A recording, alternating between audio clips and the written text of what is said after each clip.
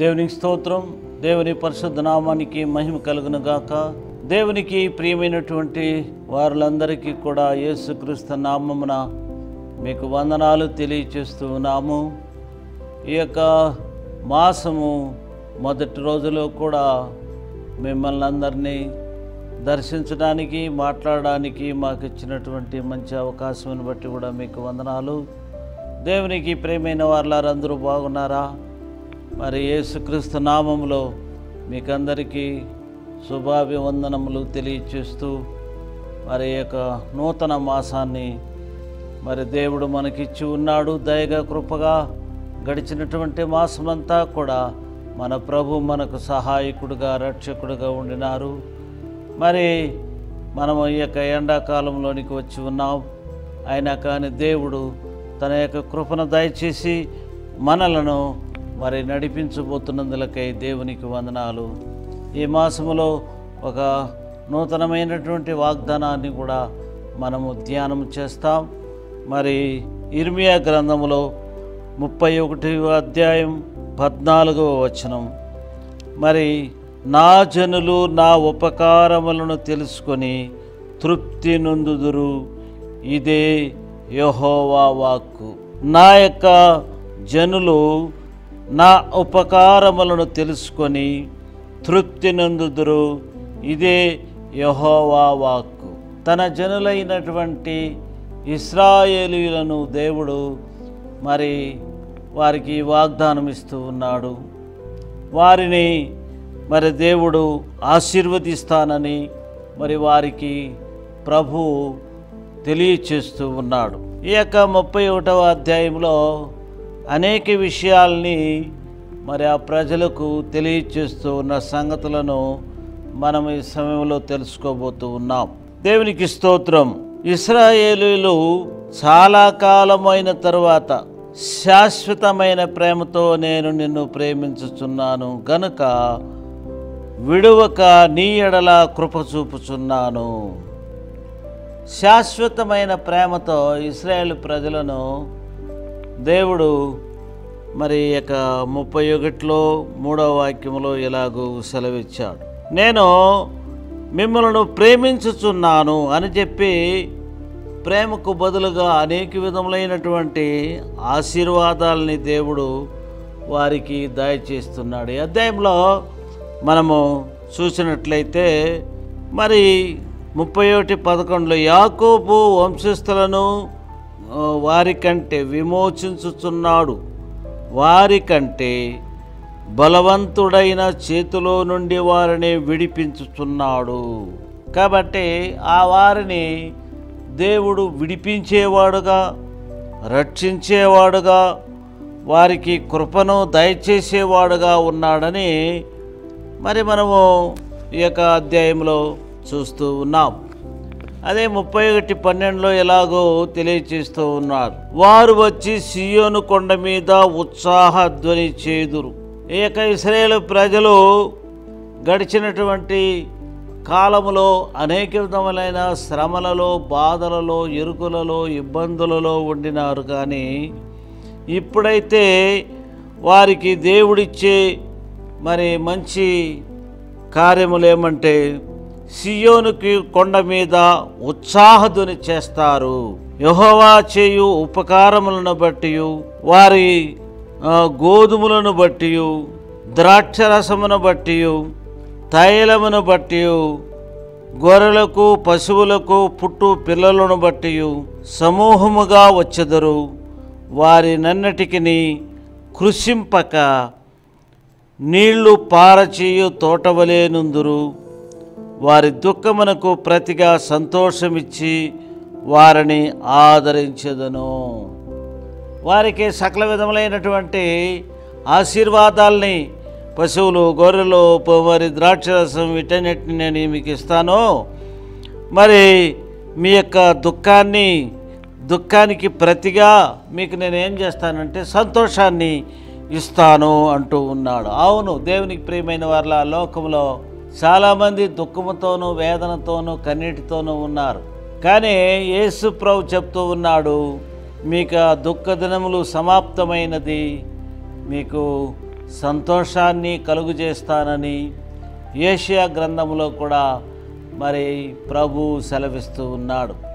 అదేవిధంగా ఇక్కడ ఇశ్రాయేలు ప్రజలకు కూడా దేవుడు సంతోషాన్ని మాత్రం కాదు, వారిని ఆదరిస్తాను, విచారం కొట్టివేసి నేను వారికి ఆనందమును కలుగజేయుదును గనుక కన్యకలను యవ్వనులను వృద్ధులను కూడి నాట్యము ఆడుదురు, సంతోషించెదరు అని ఇక్కడ తెలియచేస్తూ ఉన్నాడు.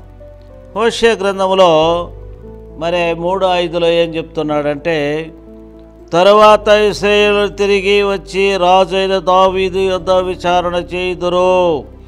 ఆ దినము అంతమందు వారు భయభక్తులు కలిగి యెహోవా అనుగ్రహము నొందుటకై ఆయన యొద్దకు వత్తురు.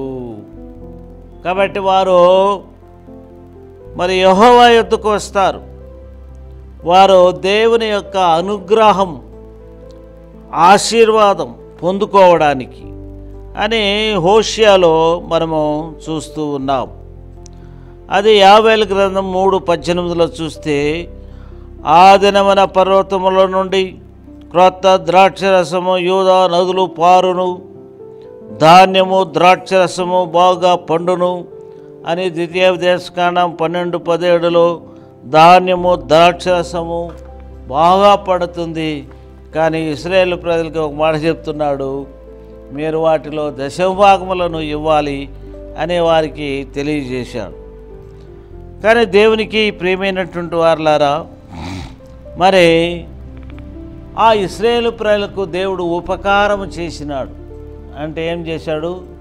ఉపకారం, మేలు చేశాడు, మంచి చేసినాడు. వారిని నిన్ను ఆశీర్వదిస్తాను, నీ యొక్క పంటలు బాగా పండిస్తాను, ద్రాక్షరసం మరి అన్నీ కూడా బాగా విస్తారంగా నేను ఇస్తాను అని చెప్పి ఇశ్రాయేలు ప్రజలకు వాగ్దానము చేస్తూ ఉన్నటువంటి విషయాన్ని ఈ 31వ అధ్యాయంలో మనము చూడగలుగుతూ ఉన్నాం. దేవునికి స్తోత్రం. మన యొక్క దేవుడు ఉపకారం చేసేవాడు. అదే దావీదు కీర్తనలో దావీదు రాజు ఇలాగ చెప్తున్నాడు, నా ప్రాణమా యెహోవాను సన్నతించుము, ఆయన చేసిన ఉపకారములలో దేనిని మరువకము అని 103వ కీర్తనలో 2వ వాక్యంలో మనం చూస్తూ ఉన్నాం. మరి ఆయన చేసిన ఉపకారములను దేన్ని మర్చిపోవద్దు అని కీర్తనకారుడు చెప్తున్నాడు. ఈ రోజుల్లో చాలామంది ఆయన చేసిన ఉపకారములను మరచిపోతూ ఉన్నారు. దేవునికి స్తోత్రం. కానీ కీర్తనకారుడు అలా చేయలేదు. యెహోవా నాకు చేసిన ఉపకారములన్నింటికి నేను ఆయనకేమి చెల్లింతును. 116వ కీర్తనలో 12లో మనం చూస్తూ ఉన్నాం, ఆయన చేసిన ఉపకారములకు నేనేమి చెల్లిస్తాను, రక్షణ పాత్రను చేతపుచ్చుకుని యెహోవా నామమున ప్రార్థన చేసేదని అంటాడు. రక్షణ పాత్రను చేత దేవుని బిడలమైనటువంటి మానవ్, దేవుడు మనల్ని రక్షించినప్పుడు ఆ యొక్క రక్షణ పాత్రను చేతపుచ్చుకొని యెహోవాకు మనము కృతజ్ఞతాస్తుతులు చెల్లించవలసినటువంటి వారముగా ఉన్నాం. అదే అయితే హిజ్కియా తన మనస్సున గర్వించి తమకు చేయబడిన మేలుకు తగినట్లు ప్రవర్తింపనందున అతని మీదికి యూదా యెరూషలేము వారి మీదికి కోపము రాగా, హిజ్కియా దేవుడు చేసిన ఉపకారములను మరచిపోయాడు, గర్వించాడు. కాబట్టి దేవుడు ఏం చేశాడు? యూదా యెరూషలేము వారి మీదికి కోపము రాగా, కోపం వచ్చింది. దేవుని కోపం, దేవుని ఉగ్రత వస్తే దాన్ని ఎవరు తాళుకోగలరు? హిజ్కియా హృదయము గర్వమును విడిచి తానును యెరూషలేము కాపురస్తులను తమ్మును తాము తగ్గించుకొనిరి. ఆయన మళ్ళీ ఏం చేశాడు? దేవుని యొక్క సన్నిధిలో తమ్మును తాము తగ్గించుకున్నాడు. కనుక హిజ్కియా ఆ దినములలో యెహోవా కోపము జనుల మీదికి మరి రాలేదు అని 2వ దినవృత్తాంతములో 32, 25, 26లో మనం చూస్తూ ఉన్నాం. ఆయన చేసిన ఉపకారములను మనము మరచిపోకూడదు. ఈ హిజ్కియా రాజు మరచిపోయాడు, గర్వించినాడు. దేవుని కోపం ఆయన మీదకి వచ్చింది.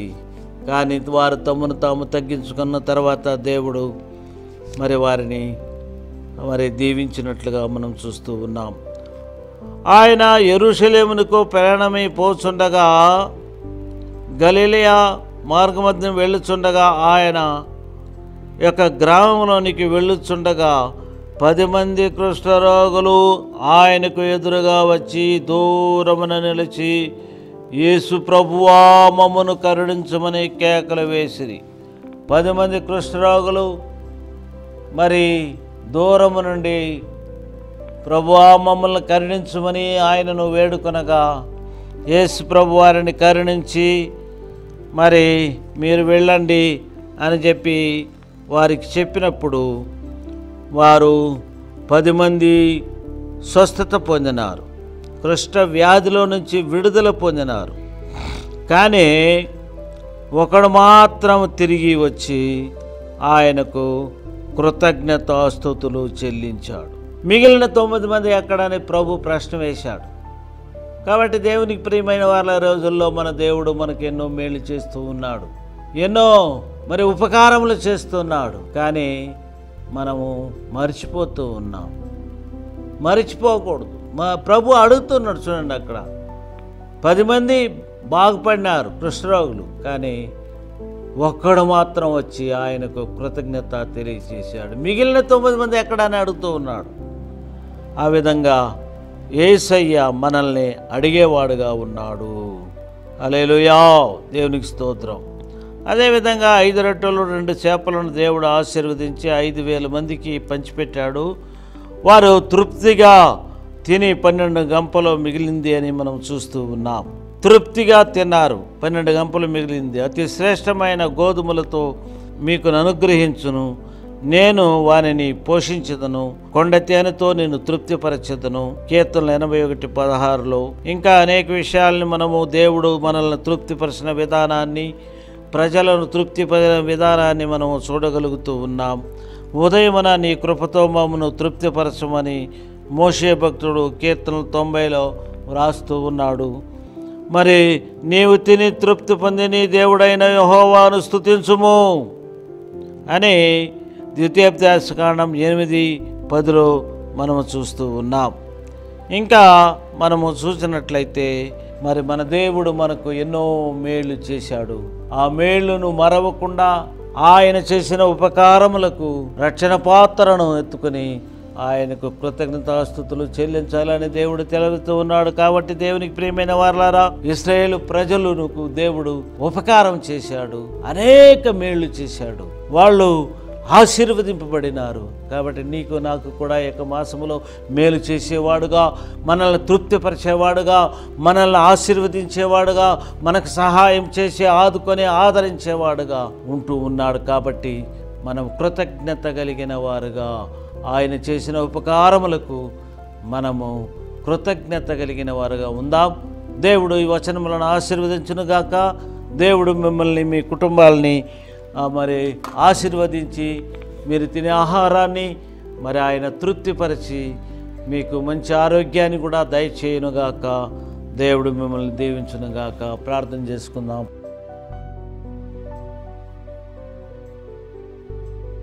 పరిశుద్ధమైన దేవా, నమ్మకమైన తండ్రి, జీవాధిపతి, నీ పరిశుద్ధ పాదములకు స్తోత్రములు. ఇశ్రాయేలు ప్రజలను దేవా నీవు ఆశీర్వదించినావు నాయన.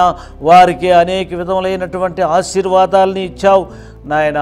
వారికి ఆహారం, పశువులు మరియు ద్రాక్షరసం, ఇంకా అనేక విధములైనటువంటి కార్యములను మీరు దయచేసినారు. వారిని ఉపకారము కలిగినటువంటి వారుగా ఉండాలని వారికి తెలియచేశావు. అవును దేవా, మేము నా తండ్రి మాకు మీరు ఉపకారము చేశారు కాబట్టి మేము కృతజ్ఞత కలిగినటువంటి వారుగా ఎల్లప్పుడూ నీ యందు నా ప్రభువా మేము కృతజ్ఞతతో జీవించడానికి మాకు సహాయం చేయండి. మీరు చేసిన ఉపకారములకు మేమేమి చెల్లించగలను? రక్షణ పాత్రను చేతపుచ్చుకొని యెహోవా నామమునకే కృతజ్ఞత తెలియజేయవలసిన వారంగా ఉన్నాం. ఆ విధమైన కృతజ్ఞత కలిగిన వారుగా మమ్మల్ని మార్చండి, వినేవారిని కూడా మార్చండి. వారికి ఉన్న వ్యాధి బాధ ప్రశ్న సమస్యలు అన్నింటిలో నుంచి కూడా విడుదల చేసి ఒక్కొక్కరిని ఈ మాసమంతా ఈ యొక్క మండి ఎండ తీవ్రతలో నుండి కూడా కాసి నడిపించమని యేసునామమున వేడుకొని ప్రార్థన చేస్తున్నాం తండ్రి. ఆమేన్. హల్లెలూయా.